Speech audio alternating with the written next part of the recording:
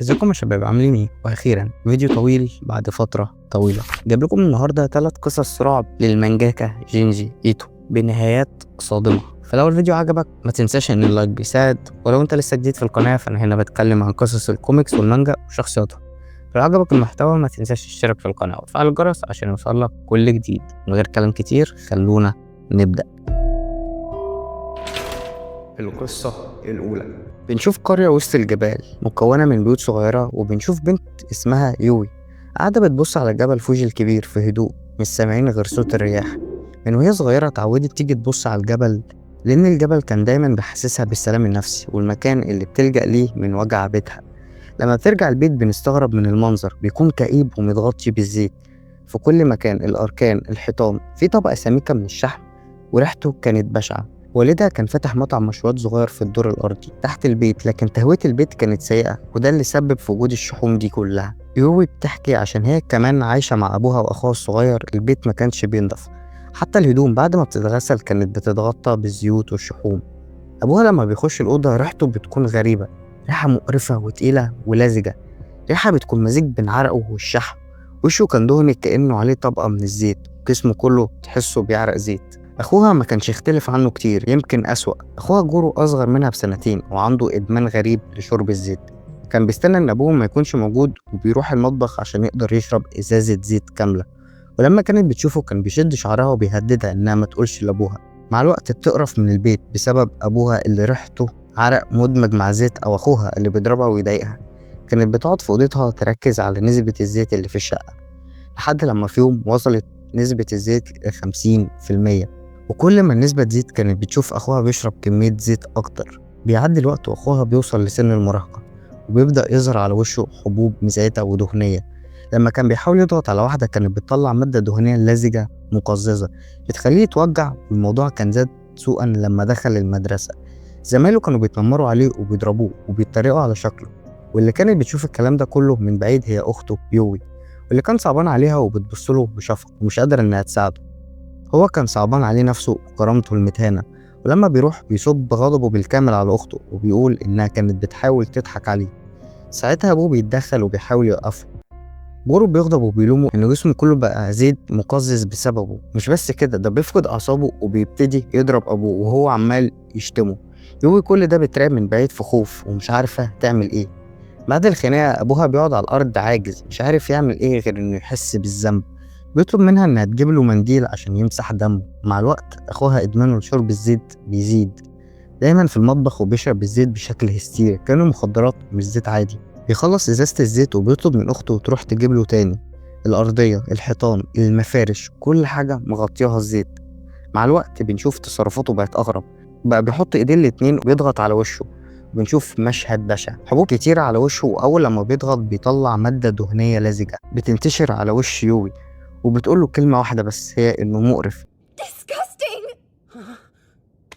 Did you just say I was disgusting? هنا جورو بيتعصب وبيقرر إنه يضايقها أكتر، بيوقعها على الأرض وبيقرب وشه منها وبيدوس على الحبوب عشان تطلع المادة الدهنية على شكل خطوط بشعة ولزجة بتنزل على وش يوي. جورو بيتجنن وكأنه شايف إن أخته مكان كل حد اتنمر عليه. بيهددها بالقتل وبيضغط بإيديه بكل قوته على رقبتها وعايز يقتلها. وهو مبتسم وبيقول إنه هينتقم ومش مهم لو تعاقب أو حتى اتحرق في الجحيم. فجأة أبوهم بيدخل وبيضربه بكل قوته على دماغه عشان يبعده عن يوي. جورو بيقع على الأرض ومش باين إذا كان أغمى عليه أو مات. أبوه بيبصله بندم وبيطلب منه إنه يسامحه على اللي هيعمله فيه. بعدها بفترة بيجي اتنين المطعم وبنشوفهم هما بيطلبوا من أبوهم اللحم اللي طلبوه من فترة، كان طعمه حلو ولكنه بيقول لهم إن اللحم خلص. وبنشوف فوق يوي وهي نايمة على الأرض وغمضة عينيها ومخنوقة من الزيت. وصلت نسبة الزيت 70%، وهي نايمة بتحلم بكابوس، بتحلم إن جبل فوجي انفجر بحمم ذاتية وزيوت بقت محوطاها من كل مكان. حتى المكان اللي كانت بتهرب ليه ما بقتش عارفة تروحه. جبل فوجي ما عادش زي زمان، بقى بيخوفها، ما عادش بيجيب لها السلام النفسي. مع الأيام بدأت تحس بالتعب، الحبوب اللي كانت في وش أخوها بدأت تظهر على وشها، بتحبس نفسها في البيت مكتئبة مش عارفة إيه السبب، هل بسبب الزيوت اللي محوطاها في البيت؟ وإزاي ده بيحصل لها وهي أصلا مش بتشرب زيت زي ما كان أخوها بيعمل؟ حتى أبوها لما كان بيطلب منها إنها تخرج تتمشى بتزعق فيه وبتقول له إنه يسيبها في حالها. كوابيسها بجبل فوجي بدأت تزيد، نسبة الشحوم في البيت بدأت تزيد، في يوم بتصحى مفزوعة، بتلاقي أبوها بيشربها زيت وبيجبرها إنها تشرب الإزازة كلها، لكنها بتزقه بعيد عنها وبتقول له بتعمل ليه كده؟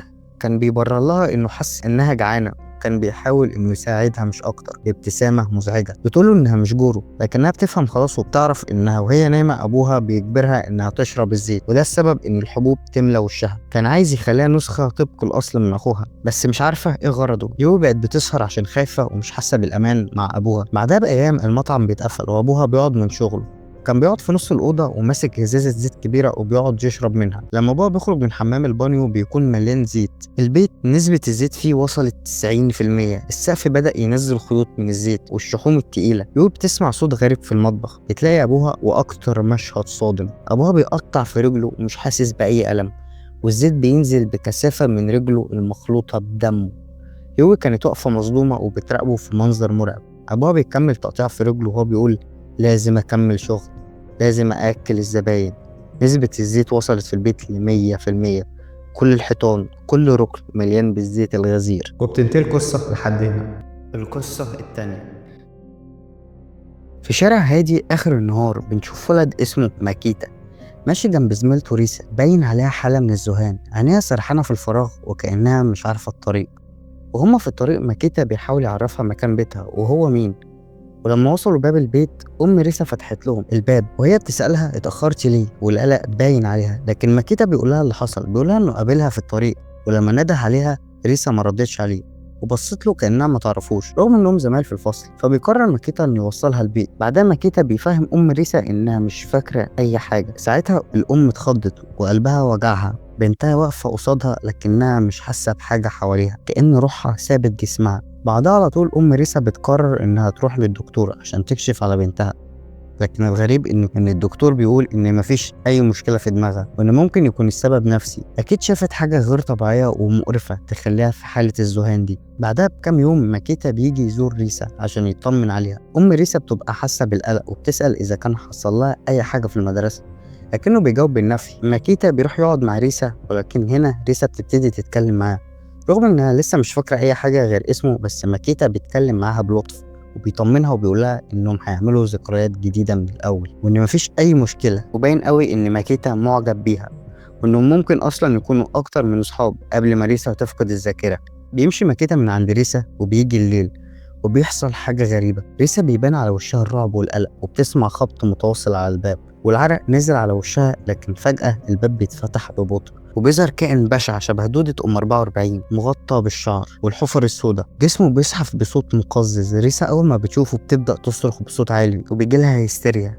أهلها بيسمعوا صوتها لكنها لسه في حالتها وبتقول إنها شافت دودة عملاقة مشعرة بتقرب منها، لكن أهلها بيقنعوها إن ده مجرد حلم.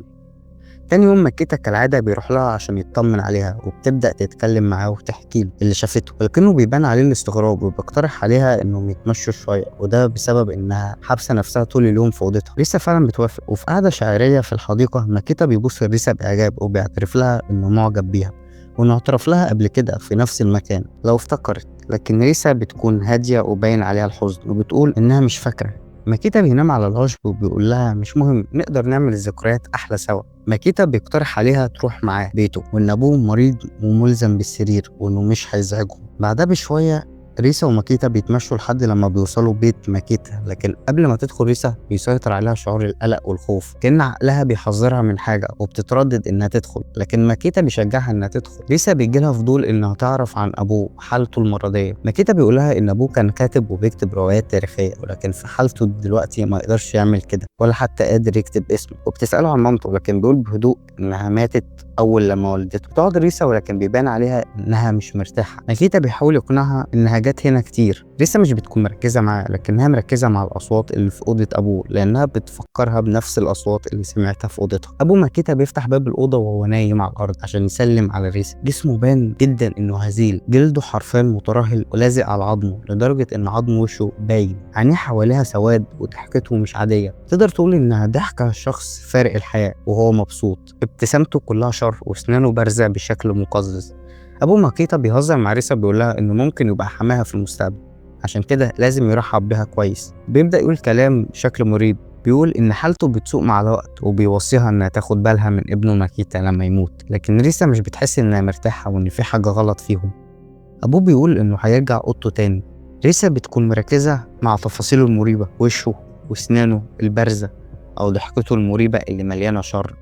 في اليوم ده ريسا بيجيلها أرق ومش بتعرف تنام من كتر التفكير من ساعة ما روحت من بيت ماكيتا وهي حاسة إن في حاجة غلط، لكن بتكدب نفسها. ماكيتا شاب لطيف حاول يساعدها كتير، أكيد إنه مش عايز يأذيها. مامتها بتدخل الأوضة بتقول لها إنه مستنيها بره. لما ريسا بتطلع له بيبان عليه القلق والخوف وبيقول إن أبوه في حالة خطر وبيموت، بس قبل ما ريسا ترد عليه بيشدها جامد. وأول لما بيوصلوا البيت بيزعق ماكيتا وبيقول إنه جابها، بيسمع أبوه. ريسا بتحاول إنها تقاومه لكنه بيشدها بكل قوته وبيجبرها إنها تكمل معاه لحد أوضة أبوه. لما بتدخل الأوضة بتشوف أبشع منظر. الراجل العجوز الهزيل ده شكله بقى بشع أكتر، وبنشوف وشه مجرد جلد على عظم، عينيه مفتوحة ووشه متشقق كأن مفيش عضل يشد تعابير وشه. لكننا بنشوف أبشع منظر ممكن تشوفه.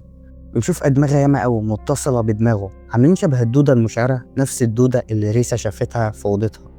ريسا وشها بيتحول، عينيها من الرعب تحسهم هيطلعوا من مكانهم من الصدمة. ماكيتا بيتوتر، بيعترف لها إنها شافت أبوه بالمنظر ده قبل كده وده اللي خلاها تفقد الذاكرة من كتر الصدمة. بيعترف لها إن دي مش دودة بل إنها تجمع لأدمغة أسلافه. كل دماغ من دول هي دماغ واحدة من أجداده جواها عقل، وبيقول لها إن فوق راس أبوه وعمته فوقيها جدته وجده وإخواته متمسكين بدماغ أحفادهم، وكل دماغ لها طريقة تفكير وبتشاركوا الذكريات والخبرات. أبوه بيقطع كلامه وبيقول له نفذ اللي أنا عايزه. ريسا هنا بتفتكر ماكيتا بيفرح وبيقول لها إنه عرض عليها الجواز وهي وافقت، وبيطمنها إن مفيش أي حاجة تخاف منها وإنها لازم تجيب له طفل عشان السلالة تكمل، وهو الولد الوحيد اللي متبقي من العيلة، ولو ما جابش حفيد كل أسلافه هيموتوا. ريسا بتسمع الكلام ده وبترفض، لكن كل الأبواب مقفولة ومش عارفة تهرب إزاي. أدمغة أسلافه بتحوطها وبتمنعها. كان قبل ما يقرب منها بيجيله صداع جامد وبيكرر جملة دماغ أبويا دماغ أبويا، وبيسيبها وبيمشي عند أوضة أبوه. ريسا بتمشي وراه، لما بتفتح الأوضة بتلاقي الصدمة، راس أسلافه بتنفصل عن دماغ أبوه، والأبشع إن دماغه كمان انفصلت عن جسمه. ساعتها بنشوف ماكيتا قاعد بعيد واقع على الأرض ونص دماغه مدفونة جوه دماغ أسلافه كأنها بتبلعه، وعينيه مفتوحة على آخرها بشكل مرعب. ريسا بتشوف المشهد ده وقلبها بيقع في رجليها وبتجري بسرعة. بنسمع صوت أسلاف ماكيتا بيقولوا له اجري بسرعة، روح الحقها، لو هربت مش هيلحق يلاقي زوجة تانية. ريسا بتجري والأدمغة بتجري وراها. ماكيتا مش عارف يهديهم ومش عارف يتحكم في جسمه. عين ماكيتا بيبان عليها الفزع وبتنزل دم. ريسا بتقع وكان جسمها اتجمد وعينيها مفتوحة على آخرها. أخيرا بتفقد الذاكرة للمرة التانية، عقلها ما قدرش يستحمل الصدمة اللي شافتها. وفي نهاية المشهد المرعب ده بنشوف أدمغة الأسلاف مبسوطين وبيقولوا إنهم أخيرا هيقدروا يحافظوا على سلالة العيلة. بيقولوا لماكيتا أخيرا هتجيب لنا حفيد، عيلتنا مش هتنتهي على الأقل مؤقتا. وبتخلص القصة لحد هنا. القصة التالتة بتبتدي القصة بلوحة سوداوية مرعبة، بنت نص وشها متعفن ومتاكل، جلدها متسلخ بشكل مقرف وعيونها بيضة كأنها جثة مرسومة، والرسام واقف بيعرض تحفته تومي وبيتكلم بفخر كأن اللي احنا شايفينه ده مش كابوس مرسوم. بس لو ركزت على الصورة هتحس بحاجة مش مريحة. لو ركزت على التفاصيل، الوش الجلد اللي بيقع كأنه متعفن ده مش فن، دي جريمة بشعة حصلت وتعرضت في المتحف. ازاي اكتر رسام مشهور في اليابان يكون اكتر رسام مكروه بسبب اللوحة دي؟ بنرجع بالزمن شوية وبنخش معرض فني كبير للرسام ميتسو موري، الفنان الصاعد الموهوب. ناس بتتفرج على لوحاته ومبهورة بجمالها، لكننا بنلاحظ إن كل رسوماته فيها نفس البنت، بنت شعرها أشقر وقصير ملامحها بريئة. البنت اسمها نانا. مدير المعرض بيمدح رسوماته وإنه كلها اتباعت بسعر كبير في نفس اليوم. موري بيكون ممتن ليه جدا وبيبص على لوحة نانا بكل حب وبيقول إنها ملهمته الوحيدة، وطول ما هي موجودة هيكون عنده طول الوقت مصدر إلهام يساعده في الرسم. بس كل ده بيتغير لما عينيه بتشوف بنت جميلة جدا اسمها توميو، شعرها أسود طويل منسدل على ظهرها وعينيها مسحوبة بشكل جميل. داخلة المعرض وبتبص للوحة بكل هدوء، بيقرب منها وبيسألها عن رأيها في اللوحة، لكنها بتبص له بعينيها. موري بتثبت مكانه من جمال عينيها، بيقف قدامها خايف وفي نفس الوقت مبهور بيها، عينيه ثابتة عليها بسبب جمالها اللي مش طبيعي. بيضحك بتوتر وهي بتتكلم وبتقترح عليه إنه لو غير الموديل ده ممكن يحقق له ربح أكبر. المعرض بيخلص بشكل طبيعي وبيجي اليوم التاني بيكون موري قاعد مع نانا في الفيلا بتاعته يرسمها، ولكن وهو بيرسم نانا مش قادر يخرج كلام توميو من دماغه وبيقعد يهزر مع نانا، لكن فجأة بنلاقي توميو بتخش عليه الأوضة وهي بتضحك. هما الاتنين بيتفاجئوا وموري بيزعق لها، لكن توميو بتبتسم وبتقول له ايه هو انت مش فاكرني؟ موري بيفتكر انها البنت اللي قابلها في المعرض وساعتها بيتلخبط وبيتوتر. نانا بتحس بغيرة وبتقوله هي مين دي؟ موري بيرد بتوتر وبيقولها انها مجرد زبونة، لكن توميو مش بتسكت وبتقرر انها توقع بينهم وبتقول ان موري قال لها انه قرر ينفصل عن نانا وانه هياخدها بديلة ليها كموديل، وبتهين نانا وبتقول لها ان موري مل منها وان وشها بقى قبيح بالنسبة له. بيتصدم ميتسو من كلامها، وقبل ما يبرر نانا بتحس بالإهانة وبتمشي. بعد ما نانا تمشي موري بيلوم توميو على اللي حصل، لكنها بتعرض عليه انها تكون الموديل الجديدة بتاعته، وهو مش بيعترض، بالعكس ده بيوافق وبيقعدوا سوا. موري بيكون مركز على رسم ملامحها وبيتعرفوا على بعض، والفضول بياكله ويسألها عرفت ازاي مكان بيته، لكنها بتقول ببساطة ان بيته قديم جدا وسهل اي حد يعرفه. بيهزر ميتسو وبيقول ان كده في ضيوف كتيرة هتجيلي، لكنها بتغير وبتقوله ان مستحيل اي بنت تجيله هتكون في نفس جمالها، وبتقترح عليه يرسمها بألوان الزيت عشان صورتها تدوم للأبد. ده غير إنها بتقول إن الصورة مش بتعبر عن جمالها وإن الرسم أنسب حاجة توصف جمالها. بيبصلها كأنه بيحاول يحفظ تفاصيل ملامحها، شعرها، عيونها اللي فيها لمعة خبيثة مش قادر أحدد إيه هي. بيستسلم لجمالها وبيوافق إنه يحفظ جمالها في لوحاته. ميتسو كان عارف إن في حاجة غلط، مش المفروض إنه يستسلم بالسهولة دي ويسيب الموديل اللي حققت له النجاح ده كله، ولكنه ما كانش قدامه خيار غير إنه يستسلم لسحرها اللي مش عارف آخره هيكون إيه، وفي نفس الوقت مش عارف يبعدها عنه أو يشيل صورتها من دماغه. خلص أول لوحة في أسبوع واحد بس ومتوقع إن توميو هتنبهر بجمالها، لكنها أول لما بتشوف بتضحك بكل سخرية وبتتريق عليه وبتقوله بكل نرجسية إن اللوحة دي شكلها مقرف وإنها حتى مش مبينة عشر جمالها، وبتقوله إنها هتروح تلاقي رسام تاني أشطر منه. هنا موري بيتصدم، عمر ما حد قاله كده على لوحاته. وشه بيبان عليه الإحباط والقلق، بيروح لأقرب بار وبعدها بيبدأ يشرب عشان ينساها. اللحظة اللي بتتريق فيها على لوحاته كانت صوت في دماغه. معداش وقت طويل وشغل موري كان لازم يتسلم، معرفش يوصل لتوميو مرة تانية فاضطر إنه يرجع لنانا. لكن في حاجة مختلفة، نانا بالنسبة له بقت موديل باردة ومملة، معندهاش نفس اللمعة اللي في عيون توميو، وكان موري مل منها، بقى كاره انه يشوف وش نانا ولو لثانية واحدة. بيبدأ ينهار ويقطع في اللوحة اللي رسمها لنانا بكل جنون. نانا بتحاول تهديه وتفهم ايه اللي معصب، لكنه بيصرخ فيها وبيقول لها وشك المقزز الغبي ده بيقرفني، امشي من وشي دلوقتي. نانا بتحس بالإهانة وبتمشي على طول. موري بيدخل جري على الأوضة زي المجنون، مش شايف حاجة قدامه غير صورة توميو اللي جننته، هو لازم يشوفها بأي شكل. يروح بار قريب وبيحاول يهدي عقله وبيفضل يفكر فيها. بيقابل بالصدفة زميله مسودا وبيكون قلقان عليه إنه عرضه اتأجل، لكن وسط الكلام ده بيحكي مسودا عن النحات ايوتا زميلهم وإنه لقى موديل جميلة بشكل لا يوصف، لدرجة إن مسودا حس بالغيرة وصور لهم صورة وبيطلعها من جيبه عشان يوريها لموري، لكن الصدمة بتبقى في الصورة نص وشها التاني بيكون مشوه، كان طلع لها راس تانية في الجنب وشها الشمال.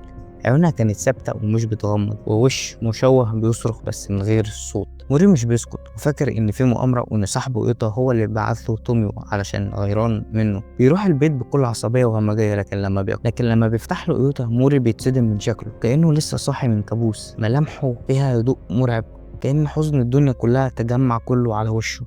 عنده دقن سميكة مغطية نص وشه وشعره ملفوف بقماش. موري بيكلمه عن توميو، لكن ايوتا بيقوله ان النحت مبقاش للبيع ولا حتى للعرض. بيقول بكل غرور وتملك انها بقت ملكه خلاص، لكن موري بيواجهه ان هو اللي بعت له توميو من الاول عشان يفشل. ايوتا مش بيكون مهتم بكلامه وبيحاول يقفل الباب في وشه، لكن موري بيقاومه وبيدخل. ميتسو بيتخانق معاه وعينيه مليانه غل، مسك نحت على الترابيزه ومسكها بكل غل وحقد وضربها على راس صاحبه ايوتا اللي بيقع من ضربه واحده ودماغه بتتفتح، بيقع جثة هامدة. ميتسو بيكمل ماشي جوه البيت وشاف أكتر من تمثال شبه توميو. الواضح إن يوتا هو كمان وقع في سحر جمالها الشيطاني وكان مهووس بيها، لكن وسط التماثيل عينيه بتيجي في عيون توميو. أول لما بتشوفه بتجري عليه وبتحضنه وهي بتعيط، بتقول بانهيار إن يوتا كان عايز يقطع جسمها أجزاء ويقتلها من كتر هوسه بيها، لكن موري بيديها فرصة أخيرة إنه يرسمها وبيوعدها إن المرة دي هيطلعها زي ما هي عايزة بالظبط وهيكون قد توقعاتها. بعدها بكام يوم بتكون توميو قاعدة بكل ملامح باردة وعيونها اللي مليانة شر قدام موري اللي بيرسمها، وباين على ملامح وشه التعب والإرهاق والجنون. توميو بتقول إنها مش أول مرة راجل يحاول يقتلها، أي راجل بيقع في حبها وبيفتن بجمالها بيكون مهووس بيها وبيحاول يقطعها لحتت عشان يحتفظ بيها وبجمالها. بيخلص ميتسو الرسمة وباين عليه التعب وبيلهث كأنه كان في ماراثون والعرق مالي جسمه. بيوريها اللوحة الرسمة اللي كانت شبه الصورة اللي شافها، اللي كان نص ملامحها طبيعية وهادية والنص التاني كان متاكل وباين انه اتحرق او انه بيحاول يطلع من جسمها. توميو اول لما بتشوفها بتتخض وبتقول انها لوحة بشعة وانه بيتريق عليها، بيوصفها انها شيطانة. موري بيحاول يقنعها بوجهة نظره عن اللوحة لكنها فجأة بتضحك بكل سخرية وصوت عالي. ده بيعصب موري جدا وبيمسكها من رقبتها وبيضغط عليها جامد بايديه الاتنين بكل غل لحد لما بتموت، وبيمسك سكين وبيقعد يقطع في وشها بكل جنون. الدم بيملى المكان، نص مخها خرج بره. بيحاول يخليها بالظبط شبه اللوحة اللي رسمها. بيجي مشهد النهاية الصادم، إن أجزاء توميو مرمية حواليها، والصادم أكتر إننا بنشوف الأجزاء دي بيطلع لها وشوش مشوهة. وبنشوف موري قاعد على كرسي هزيل، كل اللي بيعمله إنه بيراقبها وبيستناها. بيقول أنا عارف إنها هترجع تاني، هترجع عشان تنتقم مني، ولحسن الحظ أنا مش هشوف النهاية دي، أنا قاعد دلوقتي مستني الموت. توميو. وبتنتهي القصة لحد هنا. لو عجبتكم قصص جينجي ايتو ما تنسوش تقولولي في الكومنتات، ولو عجبتكم بالتحديد قصة توميو ففي قصص منها كتير. وفي النهاية حابب أقول جاست كده بيس.